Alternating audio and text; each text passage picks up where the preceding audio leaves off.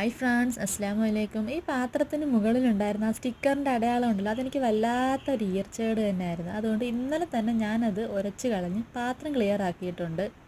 ലഞ്ചിന് മോനിക്ക് ചോറാണ് കേട്ടോ കൊടുത്തു വിടുന്നത്. ഒരു വിധത്തിൽ പറഞ്ഞ് സമ്മതിപ്പിച്ചെടുത്തതാണ്, പൊരിച്ച മീനൊക്കെ വെച്ച് തരാം എന്നൊക്കെ പറഞ്ഞ്.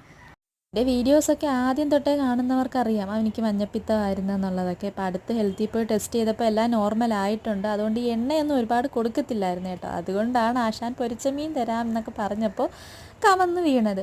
പിന്നെ ഈ ക്യാരറ്റ് വിഴുക്ക് വരട്ടിയതാണ്. അതും കഴിപ്പൊക്കെ എനിക്കറിയത്തില്ല, അവനങ്ങനെ കഴിക്കാറില്ല. അതൊന്നും ഒരു പരീക്ഷണത്തിന് വേണ്ടി വെച്ച് കൊടുത്തതാണ്.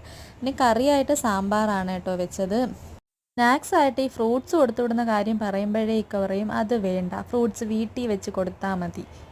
ഒന്നും കൊണ്ടല്ല കേട്ടോ. ഫ്രൂട്ട്സ് നമ്മൾ രാവിലെയൊക്കെ അരിഞ്ഞ് വെച്ച് അവർ കഴിക്കുന്ന സമയമാകുമ്പോഴത്തേക്കും ചിലപ്പോൾ അതിന് കളർ വ്യത്യാസം വരികയോ ചീത്തയാവുകയോ ഒക്കെ ചെയ്താലോ. മുഫീദാണെങ്കിൽ പിന്നെ അത് തിരിഞ്ഞു പോലും നോക്കില്ല.